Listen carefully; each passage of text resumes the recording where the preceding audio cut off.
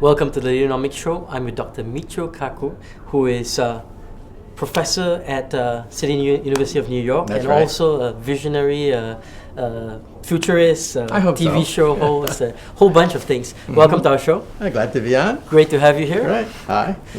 Tell us a little bit, how do you get, you've sort of popularized science. How did you get to that point of becoming a scientist and then popularizing it? Well, when I was 8 years old, something happened which changed my life. A great man of science just died. Everyone was talking about it. It was like Princess Diana had just died or Michael Jackson had just died. And they flashed a picture of his desk, and the caption said, "Unfinished manuscript of the greatest work of the unfinished manuscript of Albert Einstein." So I didn't know who Albert Einstein was, but I said to myself, I want to finish that manuscript. Later on, I found out it was to be the theory of everything, an equation perhaps no more than 1 inch long that would allow us to read the mind of God. That's what he wanted, the final theory, right? Wow. And I said to myself, that's for me. I want to become a physicist, right? But then I used to also watch television in the morning, and Saturday morning they had Flash Gordon. And all of a sudden, I was introduced to aliens from outer space and starships and cities in the sky and rocket ships. And I said to myself, wow. Later, I began to realize that physics is really the foundation of science fiction. That if you really understand physics, you understand the future. You understand whether or not starships and energy sources and ray guns are really possible.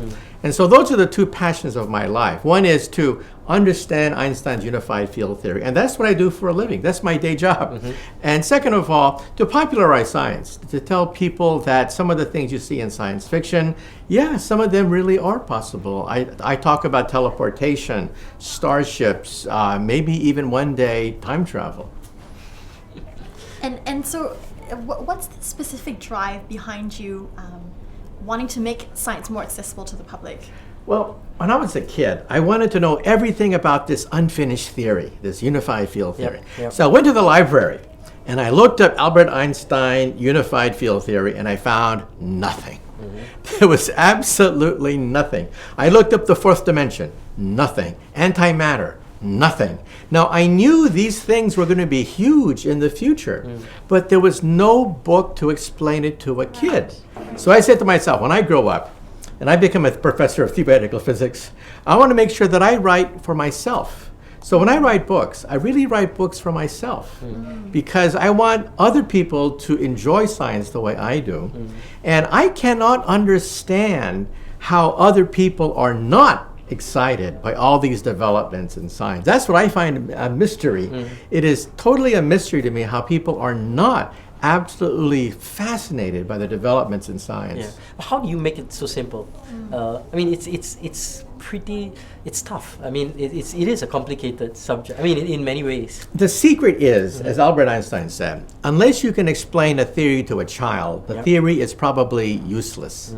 Meaning that there's a picture that drives the principle forward. For Einstein, it was rocket ships, meter sticks, and clocks. For Newton, it was apples and orbits. So simple pictures allow you to summarize vast amounts of equations. And so it's not the equations that are important, it's the principle. And the principle can be explained to a child because they're pictorial. Clocks, meter sticks, rocket ships, all of Einstein's theory can be explained by things you find in a kitchen. And one of the things is we tag you as a futurist. Many movie producers call you for advice on movies of aliens and so on and so forth. Have you imagined what 20 years from now will look like, say here in Asia? Well, that's what I try to do. I have the opportunity of visiting the laboratories with a TV crew from the Discovery Channel to interview the leading scientists who are inventing the future in their laboratory. For example, the internet will be in your contact lens. So you will blink and you will be online. I will see you with your biography next to your name. And if you speak to me in Chinese or Urdu or Spanish, I will see subtitles underneath your. Are we controlling everything with our thoughts? Is that how it's Yeah, we'll control it with our thoughts or with a handheld device. And this is in 20 years. Oh yeah, well, probably within 10 years. We'll have Google Glasses now with Yeah, the that's internet. true. Very soon we'll have the contact lens. And so college students, when they take final examinations, will simply blink and see all the All the answers. answers. There won't be any exams Oh for that. dear. That's right. It's going to be a problem. So we have to make sure that we teach concepts to students rather than memorize all the facts and figures, because you'll just blink and see all the equations and parts of a flower and the periodic chart of elements right inside your contact lens. Which cars still exist? Will we be teleporting by then? Oh, we'll still have cars. Teleportation is centuries away. However, cars will drive themselves using GPS. I was actually placed in a car that drives itself by the Discovery Channel. Right. And so there I was driving the car, and the cameraman said, "Let go of the steering wheel." So I went like this to the steering to the camera, and I drove my car like this. So what will be the impact in terms of business, in terms of... It'll be tremendous because, when you buy something today, you don't really know what things cost. You don't know how much profit the guy's making, who has the best product. In the future, when you go into a store, your contact lens will scan all the chips and objects, tell you exactly who has the cheapest object, who has the best, who has the cheapest, and how much things really cost, okay? So this is called perfect capitalism, because supply and demand become perfect. The consumer has perfect knowledge. Everything, all the gossip, how much things really cost right there inside your contact lens. Amazing. That's different. And 10 years away, that's not very far away, Yeah, actually. exactly. What are we going to do? Yeah. This is called augmented reality, Yep, when you yep. impose information on top of reality. Yeah, and So when you see an object, you have a description of it, maps if you want, construction workers, foremen, companies, bosses, they all want this. Right. NASA wants it for their astronauts so they can see blueprints as they're floating in outer space. The military wants you to see maps of the battlefield as it's happening. This is going to be big. Speaking of outer space, right? I mean, you've been known to sort of indicate that alien forms could exist, and you've talked a little bit about extraterrestrial beings and so on and so forth. So give us a quick your quick thoughts in terms of intelligence in other areas on other planets. Well, first of all, I think they're out there. Okay. Okay, the universe is huge, 100 billion galaxies, with each galaxy having 100 billion stars. True. That's a lot of stars. However, we also know that 1 out of every 200 stars has an Earth-like planet going around it. So tonight, you're going to have an existential shock. Looking at the night sky, realizing that somebody is probably looking back at you from outer space. Out of 200 stars, 1 star has an Earth-like planet going around it. Now, then the question is, how come they don't visit us, right? Well, if they're that advanced that they can visit us, we're like ants to them. And if you go down to a country road and see an anthill, do you go down to the ants and say, "I bring you trinkets, I bring you beads, I give you nuclear energy, take me to your leader"? No, you step on a few of them, right? So I would think that ants, we're like ants to them, and we're simply not very interesting to them. We think that we're so interesting they're going to land on our lawn and announce their existence, right? I don't think so. Yep. Now, what are some of the challenges that you face on a day-to-day basis? Well, the world is getting more technical, not less technical, right? And I think, nations like China, India, they know that their meal ticket is going to be science, engineering, new products, new technology. But in Europe and the United States, they say we're number one, and the tendency there is to relax and say, gee, we don't have to struggle so hard. We don't have to learn math and physics and science. We can just learn, stuff from the movies, right? No, that's not the way it is, right? Well, if you make them, maybe it might be easy for them to learn from there, right? Well, hopefully we're going to get people excited, right? About stuff. Yeah. See, when I was young, Sputnik went up into orbit, Yep. and in America, it was your patriotic duty to become a physicist. right. If you were not a physicist, what's wrong with you, right? Today, people are lazy. They want to get into investment banking, easy majors in college. They don't want to work hard. So what do you do to inspire them to get into science? I mean, Well, President Barack Obama talked about a Sputnik moment. Okay. Right, just like what happened in 1957. Right. The problem is he canceled Sputnik. He canceled the space program. We're not shooting astronauts on our space shuttle anymore. So we have to find a new substitute for Sputnik. We have to have what I call STEM sciences in order to get people interested in science, because this is going to change the future. Medicine, computers, robots, all of it is going to change because of science. So from a business perspective, bearing in mind that science is going to change so much of what we're used to seeing in society, what's the advice for business people in terms of planning for the future and strategizing for the future? What should they be thinking about? A businessman or businesswoman always has to be one step ahead. If you're practicing for the business of today, you're out of it, because by the time you get into the market, you're already 3, 4, 5 years behind the times. You got to be one step ahead. And if you look ahead, you begin to realize that 3 technologies stand out. One is biotech, because of the Human Genome Project has been finished. Second is nanotech, because we're getting smaller and smaller components. And the third is artificial intelligence, because appliances are going to be more and more intelligent. For example, in the future, when you want to talk to a doctor, you talk to the wall. The wall's intelligent because the wall has millions of transistors in it. It's intelligent.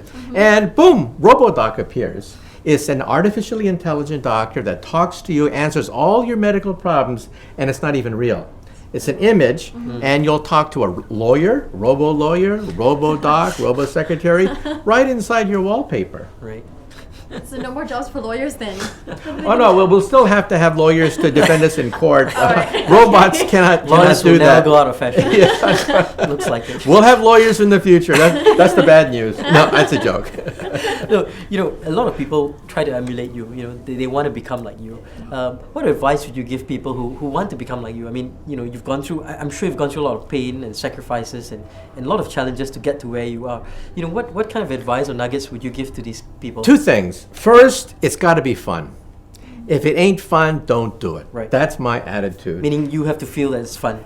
You have to feel it, because it's work. But, I would be doing this anyway, even if I wasn't doing television and radio. I would be on the internet reading about rockets and reading about biotech and the latest in transistors and computers. I'd be doing it anyway. So first, you got to have the drive. You got to be interested in it. Second of all, you have to see the physical principle, because otherwise it just becomes gobbledygook and people don't understand. You sail right over people's head. Yeah. You got to say to yourself, what's the essence? What is the picture that drives this technology forward? That's going to be the key to explain things, because then children understand these things, I work in what is called string theory. That's the most advanced version of physics and math. I explain it to children. Children say, I get it. I get it. Little vibrating strings that create all the subatomic particles of the universe, right? So if you explain things pictorially, that's how you excite people. And then they say to themselves, I get it, I understand. How do you keep yourself so energized and excited and constantly, you juggle so many things. How do you keep yourself? What I can't understand is how people are not excited by everything. True. If I was alive 100 years ago, things would be so slow. A discovery every 10, 15 years, right? Now discoveries happen every week, right? We cracked the Human Genome Project, and all of a sudden we get this avalanche of genetic information, the family tree of all life on the earth in one encyclopedia. That's amazing. So many things to learn about. Like the Neanderthal man. We sequenced the genes of the Neanderthal. Who would have thought? Who would have thought we'd do that in our lifetime? But we've done it, right? And of course, dinosaurs are more complicated, right? But this is why I can't understand why people are not excited by this. It's happening right in front of you. You realize that the amount of science that we have doubles every 10 years. So just in the last 10 years, more science has been discovered than in all of human history. All of human history. Just in the last 10 years, we've doubled it. Although many would say that we haven't progressed as much as we have before. But so you think science has really progressed significantly? Yeah, in other words, the foundations, breakthrough science. the big breakthroughs of the last 100 years was we laid the foundation of a lot of the little things that we because do. Isaac Newton gave Yep. us mechanics Yep. and Einstein gave us relativity theory, yep, right? yep. Now we're beginning to apply it to Okay. crack the human genome, Okay. to apply it to medicine. That's where like a lot of breakthroughs are Yeah, taking place. The next big thing is the brain. You realize that the Sure. Europeans and the United States are going to be putting billions of dollars to sequence the entire Yeah. human brain. This is Yeah, and amazing. that's going to be very exciting. We'll be able to pick apart mental illness and Alzheimer's perhaps and mental Personality diseases. and a whole bunch of things. These diseases have been with us since biblical time. The Bible refers to mental illnesses, right? All the holy books talk about it. And so we're going to be able to crack that problem, I think, with the new sequencing project, which is the brain. Okay, fantastic. Final question: what advice would you give our listeners in terms of somebody who's exploring, a career in science or career in innovation in that space? Well, just remember that there's going to be a lot of jobs opening up in this field, okay? Technicians, engineers, chemists, physicists. There's going to be a tremendous demand because, of course, in the developing world, they're going leaps and bounds. It took 150 to 200 years to industrialize America and Europe. And now, in one generation, we're doing that. one generation you can industrialize. And why? Because of technology transfer and because you have an educated workforce that can absorb this information. If you don't have either one, you fail. You have to have technology transfer, and then you have to have the engineers and scientists who can utilize it to build subways and cell phones and TV towers and stuff like that. That's why, in one generation, a family that would live in the desert 1 year is all of a sudden living in a high rise the next. Thank you so much. We've been talking to Dr. Michio Kaku. Thank you for being here on our show. My pleasure. It's great having you, and we look forward to hearing you again later. Right. Here on the Leaderonomics Show.